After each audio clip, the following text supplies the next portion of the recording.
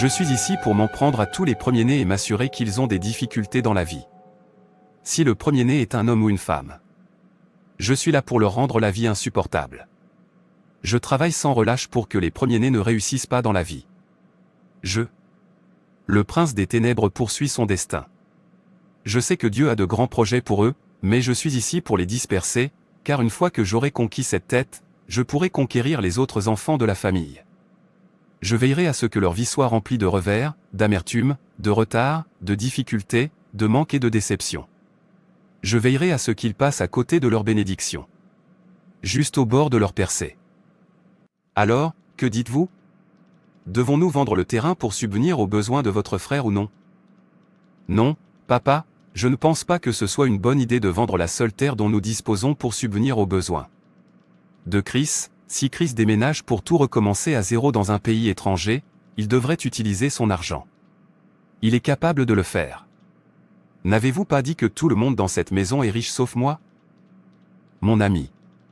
Me permettrez-vous d'écouter les autres? Et si les gens discutent et donnent leur avis? Tu dois d'abord t'occuper de trouver un emploi, puis tu pourras commencer à donner ton avis. Qui d'autre veut prendre la parole? Papa, comment peux-tu me dire ça?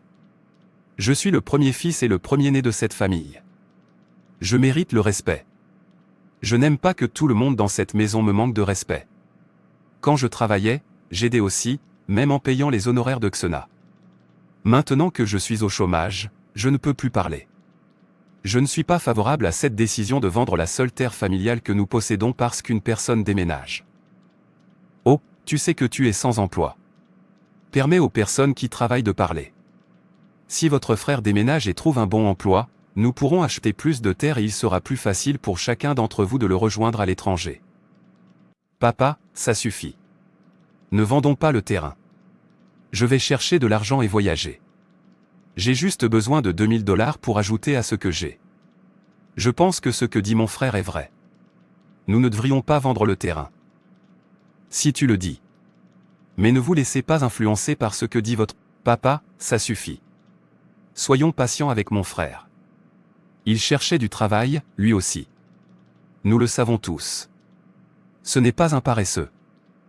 Je t'ai entendu, mon fils. Maman, s'il te plaît. Y a-t-il des moments où tu n'as pas faim? Un paresseux ne devrait pas manger autant. Maman. Même toi. Est-ce que papa et toi aviez prévu de me frustrer dans cette maison? Je n'arrive pas à croire que tu me traites aussi maman des paresseux. Je vous ai dit que Dieu le fera bientôt. Pendant combien de temps devons-nous être patients avec toi? Cela fait déjà 2 ans que tu as perdu ton travail. Et nous entendons toujours la même histoire. Je ne vais pas me suicider parce que je suis sans emploi. Dieu sait que je cherchais du travail. J'en ai parlé à tout le monde que je connais, mais rien ne semble se passer. Je sais que Dieu le fera bientôt pour moi de toute façon. Attends que je serve tout le monde avant de manger. Je vais d'abord servir ton frère. Tu ferais mieux de le supplier de t'aider une fois qu'il sera parti à l'étranger. C'est triste. Mon frère cadet devrait donc manger en premier en attendant d'être servi. Je m'en vais d'ici. Je suis tellement fatigué. Je suis tellement frustré. Pourquoi moi? Pourquoi Dieu m'a-t-il oublié? Tout le monde progresse. Alors pourquoi mon cas est-il différent? Je suis le premier-né. Je suis censé être la tête et non la queue. Je suis censé être meilleur que ça. Je ne suis pas censé être le dernier. Pourquoi est-ce que tu marches seul et que tu parles à toi-même? Isaac, mon pote. C'est une longue histoire. Monte dans la voiture. Trouvons un endroit, asseyons-nous et discutons. Qu'est-ce qui ne va pas chez toi? Comment peux-tu marcher sur la route et te parler à toi-même? Tu veux qu'on te traite de fou? Ce que les gens m'appellent est le moindre de mes problèmes, car je m'en fous. C'est encore mieux pour un étranger de m'insulter plutôt que pour ma propre famille. Me regarder dans les yeux et me traiter de chômeur. Cela me brise le cœur en tant qu'homme. J'ai l'impression que quelqu'un vient de me poignarder. Je vois. J'ai parlé à mon patron de toi. Je crois que tu trouveras bientôt un travail. Ne t'inquiète pas, mon frère. Il va se passer quelque chose de bien dans ta vie. Je l'espère. Nous aurons un programme dans notre église. Nous aurons le week-end prochain. Un programme de délivrance pour les premiers-nés. Tu es invité. Désolé, je ne viendrai pas. Compte sur moi pour tout ce qui concerne l'église, je ne peux plus travailler pour Dieu. Je suis désolé. Tu n'es pas sérieux. Comment peux-tu renoncer à Dieu? Tu ferais mieux d'arrêter et te concentrer sur Dieu et prier en attendant le moment fixé par Dieu. Ne vous découragez pas. Ce n'est pas qu'il ne t'entend pas, mais c'est le Dieu du temps et des saisons. Il rend tout beau. Et cette fois, je n'accepterai pas un non comme réponse. Il est important que tu participes à ce programme puisque tu es premier-né. Il suffit de se préparer. Je viendrai te chercher pour que nous puissions aller à l'église ensemble. Je vais continuer à t'appeler pour te le rappeler. Pour l'instant, trouvons un endroit et mangeons. Mangeons d'abord. Ensuite, nous pourrons parler plus tard. Bien sûr. Et un homme affamé est un homme en colère.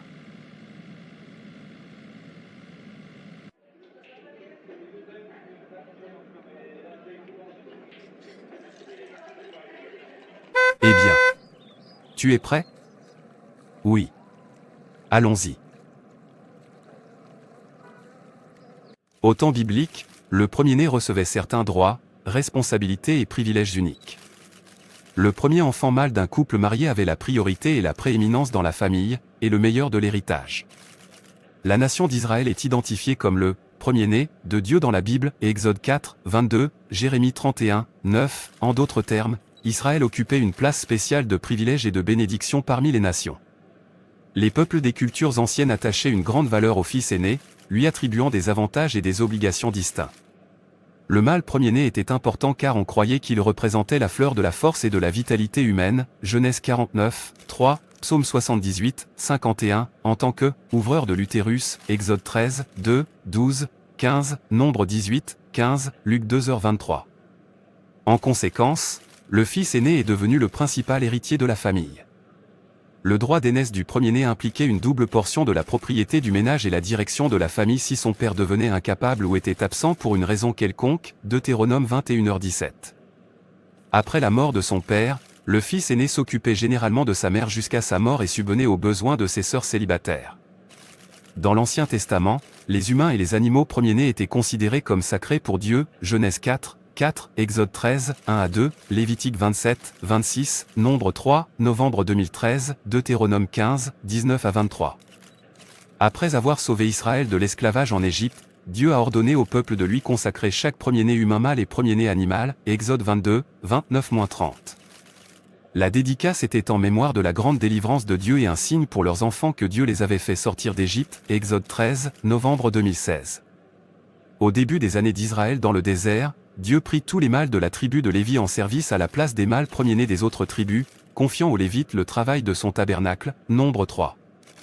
Le nombre d'hommes lévites n'était pas égal au nombre total de premiers-nés parmi les autres tribus, donc, pour combler la différence, certains des premiers-nés d'autres tribus ont été rachetés par une offrande financière aux prêtres, Nombre 3, 46 à 48. Après que les Israélites se soient installés à Canaan, les fils premiers-nés de tous les Israélites devaient être rachetés comme signe qu'ils appartenaient à Dieu, Exode 34, 19, Nombre 18, 14-16. Parmi les animaux purs, le premier-né mâle devait être sacrifié à Dieu 8 jours après sa naissance, Exode 13, 11-16, 22, 39-30. Les mâles premiers-nés d'animaux impurs étaient soit rachetés par un paiement financier au temple, soit remplacés sur l'autel du sacrifice par un animal pur, soit tués, Exode 34, 20, Nombre 18, 14-16. Ces actes symboliques représentaient la Pâque. Lors du dernier fléau contre l'Égypte, Dieu passa par-dessus les mâles premiers-nés d'Israël, qui étaient dans leur maison avec le sang d'un agneau comme signe sur leur porte, comme Dieu l'avait ordonné. Les mâles égyptiens premiers-nés, y compris le bétail, ont été abattus, et Exode 11-12, 30. Le premier-né pouvait vendre ses droits, comme Ésaü l'a fait avec Jacob, Genèse 25, 29-34. Ce faisant, Ésaü a méprisé son droit d'aînesse, Genèse 25, 34. L'auteur de l'Épître aux Hébreux a mis en garde ses lecteurs, veillez à ce que personne ne soit sexuellement immoral ou impie comme Ésaü, qui, pour un seul repas, a vendu ses droits d'héritage en tant que fils aîné. Par la suite, comme vous le savez, lorsqu'il a voulu hériter de cette bénédiction, il a été rejeté. Même s'il recherchait la bénédiction avec des larmes, il ne pouvait changer ce qu'il avait fait, Hébreux 12, 16-17.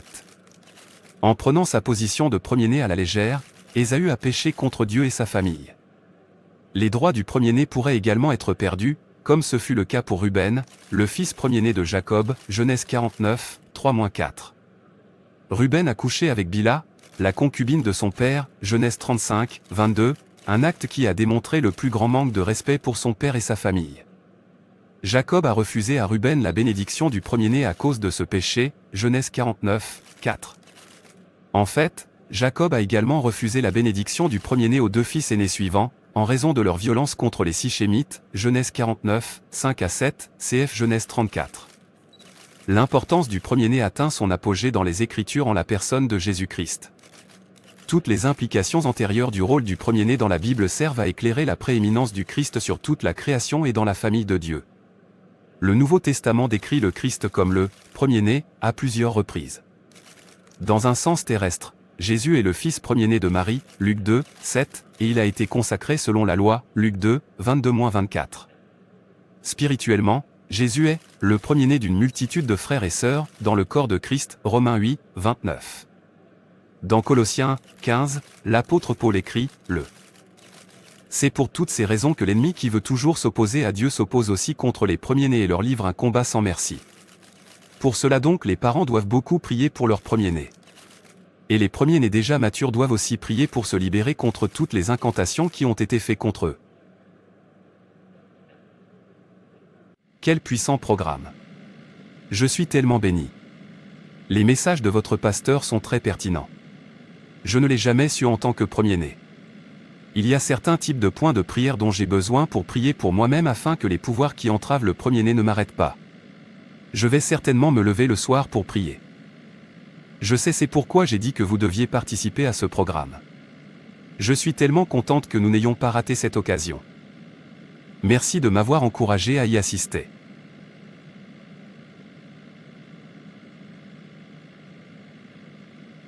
Père, merci pour le programme de ce soir. Merci de m'avoir ouvert les yeux sur des mystères que je ne connaissais même pas. Je sais que je suis délivré des pouvoirs démoniaques qui attaquent les premiers-nés, mon Seigneur. Chaque marque de haine ou de rejet qui a marqué ma vie de premier-né, je l'efface au nom de Jésus. Chaque déclaration négative faite sur ma tête en tant que premier-né, je l'annule par le pouvoir du sang de Jésus-Christ. Je me libère du joug agissant dans ma lignée. Que chaque embargo satanique imposé sur ma vie soit détruit au nom puissant de Jésus-Christ. Les pouvoirs qui m'ont été assignés pour me rendre inutile en tant que premier-né, j'ordonne que tu sois détruit au nom de Jésus. Tous les nuages noirs qui recouvrent mon étoile pour qu'elle ne brille pas soient ôtés au nom de Jésus-Christ. Que toutes les bonnes choses que j'ai perdues en tant que premier-né de ma famille à cause de mon ignorance et de mon intrépidité soient restaurées au nom de Jésus. Amen. Moi, Walter Samuel, je vais changer définitivement l'histoire de ma famille. Je ne m'en dirai pas pour manger. Je suis libre de tout esclavage satanique. Je ne veux pas être un symbole de négativité et de malchance. Je refuse d'être l'incarnation d'une alliance maléfique. Je retire mon nom du registre des événements maléfiques. Je rencontrerai des personnes que Dieu a choisies pour m'aider.